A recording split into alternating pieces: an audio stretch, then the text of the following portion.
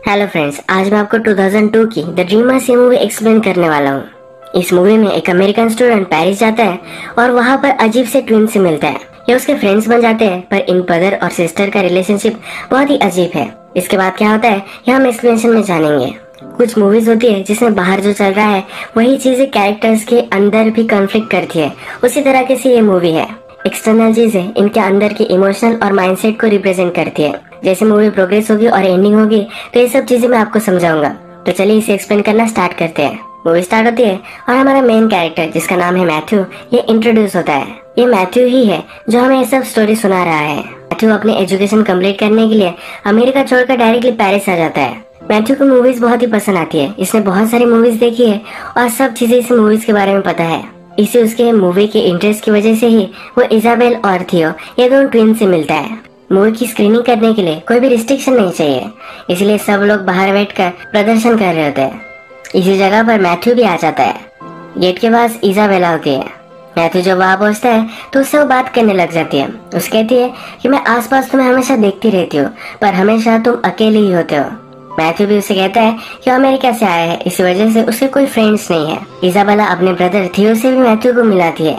इसके बारे फिल्म के बारे में बात करते हैं और इनमें अच्छी बॉन्डिंग होती है। थोड़ी देर में वहाँ पुलिस पहुंच जाते हैं। ये सब वहाँ से भाग जाते हैं। देर रात तक अलग अलग चीजों के बारे में बात करते हैं। पेरिस की ब्यूटीफुल स्ट्रीट से जाते हुए मैथ्यू को लगता है कि वो बहुत ही फॉर्चुनेट है, उसके अच्छे से 2 फ्रेंड्स बन चुके हैं। मैथ्यू जब घर पहुंचता है तो अपनी मदर को लेटर लिखता है। वो बहुत ही खुश है कि उसके फ्रेंड्स बन चुके हैं। जब वो सुबह उठता है तो उसे थियो का कॉल आता है। थियो उसे आज रात डिनर के लिए घर बुलाता है। मैथ्यू शाम में उनके घर पहुंचता है। जब घर देखता है तो बहुत ही बड़ा घर होता है। इसाबेला फिर मदर को मैथ्यू से मिलवाने के लिए लेकर जाती है।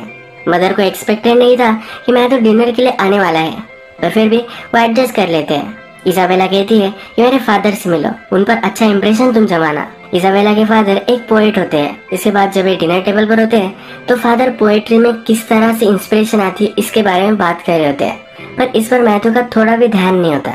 इस पर वो चिढ़ जाते हैं और कहते हैं क्या तुम सोच रहे थे। मैथ्यू कह नहीं रहा था पर उसे फोर्स करते हैं। वो कहता है कि मैं इस लाइटर को देख रहा था, किस तरह से इस लाइटर में और आसपास हमारे जो भी सब चीजें हैं इसमें बहुत ही अच्छे से एक सिमेट्री है। जिस तरह से वेल कंपोज्ड म्यूजिक बजता है उसी तरह से ब्यूटीफुली इसमें भी एक अच्छी सी हारमोनी है। फादर जब ये सब सुनते हैं तो इम्प्रेस्ड हो जाते हैं। फादर थियो को कहते हैं कि तुम्हारे जनरेशन में भी इस तरह से कंस्ट्रक्टिव चीजों को देखा जा सकता है। थियो के पॉलिटिकल ओपिनियन बहुत ही स्ट्रांग है और हमेशा उसे सब चीजें गलत लगती है। इस वजह से फादर उसे ताना मारते हैं। इस वजह से फादर और उसका थोड़ा सा झगड़ा होता है। एक्चुअल में इजाबेल के फादर और मदर यहाँ नहीं रहते, वो पोएट है तो विजिट करते रहते हैं। इस घर में थियो और इजाबेला अकेले ही रहते हैं। रात में फादर इन दोनों के लिए वो चेक लिखते हैं और चले जाते हैं। फादर मदर के जाने के बाद मैथ्यू फिर भी यही रुकता है। इजाबेला उसे किस करती है और कहती है कि क्या तुम यही रुकने वाले हो, और ये डिसाइड कर लेता है। जब थियो और मैथ्यू बात करते हैं तो इनकी बातों से हमें पता चलता है कि हमेशा इन दोनों में कॉन्फ्लिक्ट होती है। कॉन्फ्लिक्ट है इसका मतलब ये नहीं कि अच्छे फ्रेंड्स नहीं बन सकते, फिर भी इनमें बहुत सारी चीजें कॉमन है।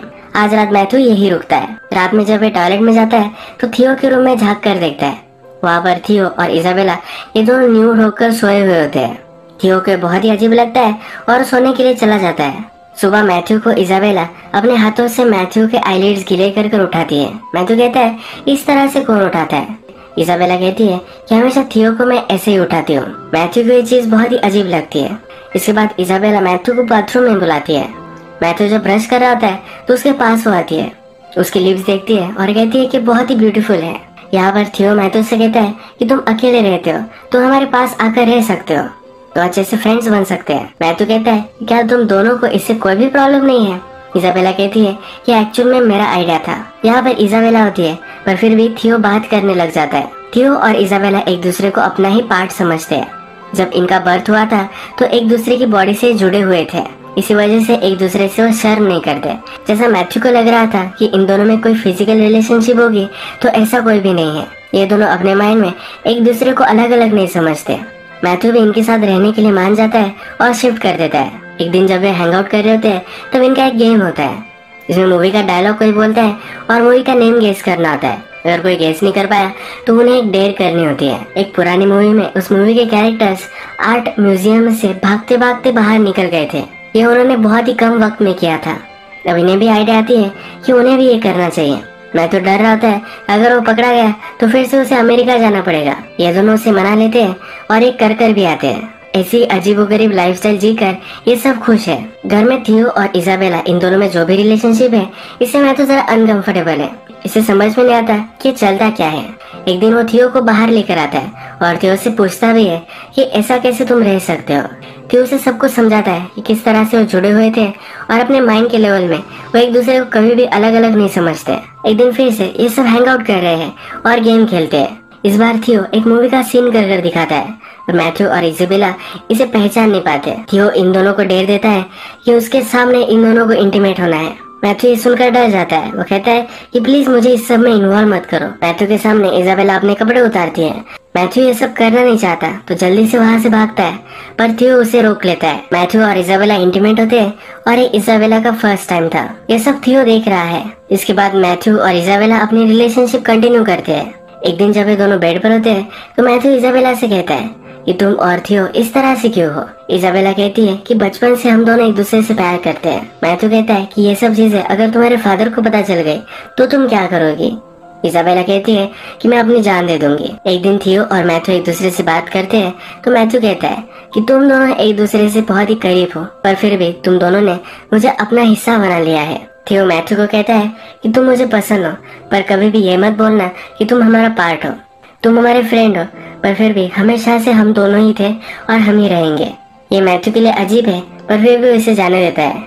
थियो और इजाबेला बहुत ही कॉस्टली लाइफस्टाइल जीते हैं, बहुत ही कॉस्टली वाइन पीते हैं, अलग अलग चीजें करते हैं। इस वजह से उन्हें बहुत सारे पैसे लगते हैं। उनके फादर उनके लिए जो पैसे छोड़कर जाते हैं वो अब खत्म हो चुके हैं। उनके पास घर में कुछ वो खा सके इसके भी सही से पैसे नहीं है। ये तीनों अब थोड़ा थोड़ा काम करते हैं और घर चलाते हैं। मैथ्यू और इजाबेला में जो रिलेशनशिप अब हो रही है इसे देखकर थियो अब जरा जेलस है। एक दिन जब वो अपने कॉलेज में होता है तो वह एक लड़की उसे बात करने लग जाती है। ये दोनों अब डेट पर जाने वाले हैं। एक दिन ये सब बाथरूम में है और सब मिलकर नहा रहे हैं। थियो और मैथ्यू बात करते हैं। अमेरिकन सोल्जर वियतनाम में वॉर कर रहे हैं। ये थियो को सही नहीं लगता। थियो सब अमेरिकन को इसके लिए ब्लेम करता है। मैथ्यू कहता है कि इस तरह से नहीं है, हमें फोर्स किया जाता है।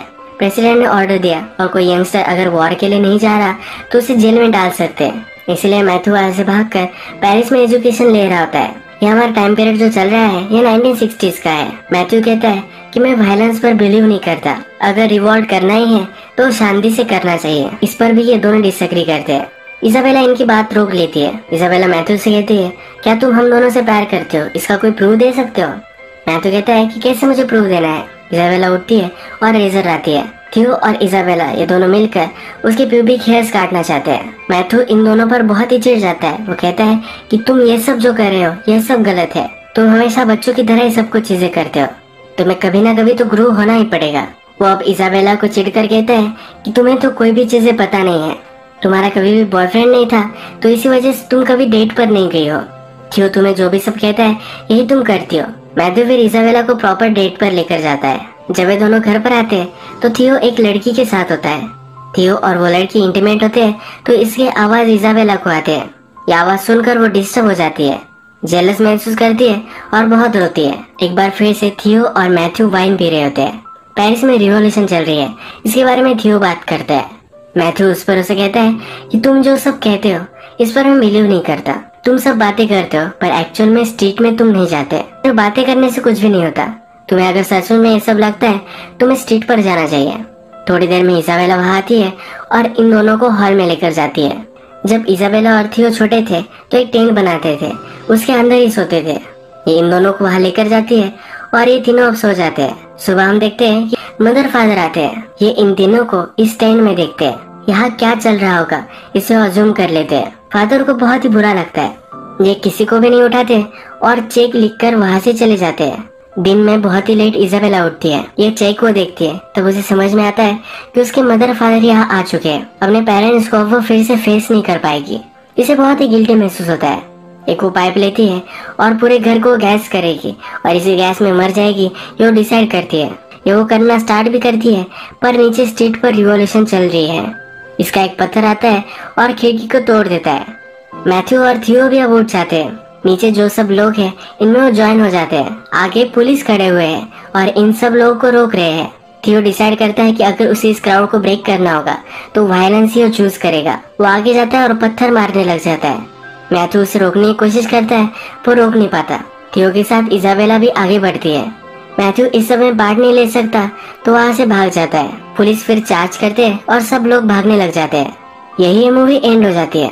अब एंडिंग क्या हुई इसके बारे में हम बात करते हैं। जो रिवॉल्यूशन इस मूवी में दिखाई गई है ये सिर्फ कैरेक्टर्स के बीच में जो कॉन्फ्लिक्ट है ये दिखा रही है। थियो और इजाबेला ट्विन ब्रदर और सिस्टर्स है। जब इनका जन्म हुआ था तो एक दूसरे से जुड़े हुए थे। हमेशा इनमें एक बड़ी अटैचमेंट थी, कभी भी एक दूसरे को अलग नहीं मानते थे।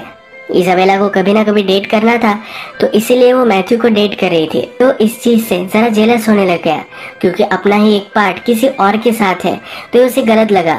यही चीज इजाबेला ने भी महसूस की। इजाबेला को कभी कभी लगता था कि थियो से वो इतना प्यार करती है, ये सब गलत है, पर इसके मन में एक कॉन्फ्लिक्ट थी। इसके पेरेंट्स को अगर पता चल गया तो सुसाइड कर लेगी, यह हमेशा उसके मन में था। मूवी के लास्ट में उसके पेरेंट को पता चल गया और वो सुसाइड कर रही थी, पर नीचे रिवॉल्यूशन चल रही थी। उसका पत्थर ऊपर आ गया और इनकी जान उन्होंने बचा ली। ये जो रिवॉल्यूशन है ये उनकी माइंड की स्टेट है। थियो और इजाबेला एक साथ रहे ये कभी भी सोसाइटी एक्सेप्ट नहीं करेगी। मैं तो हमेशा यही चीज उन्हें याद करा कर देता था। लास्ट में थियो और इजाबेला रिवॉल्ट कर कर उठते हैं। मूवी में पुलिस के खिलाफ ये रिवॉल्ट हम देखते हैं, पर एक्चुअल में सोसाइटी के खिलाफ ये रिवॉल्ट है। मैं तो इन सब में पार्ट नहीं ले सकता तो इनकी लाइफ से वो एग्जिट हो जाता है। इसी तरह से मूवी एंड हो जाती है। मैं फिर से एक बार क्लियर करना चाहता हूँ कि थियो और इजाबेला इन दोनों में कोई भी इंसेस्ट की रिलेशनशिप नहीं थी। ये दोनों एक दूसरे को एक मानते थे, इसी वजह से एक दूसरे के साथ रहना चाहते थे। यही आज का वीडियो हम खत्म करते हैं। अगर आपको वीडियो अच्छा लगा तो प्लीज इस वीडियो को लाइक कर दीजिएगा।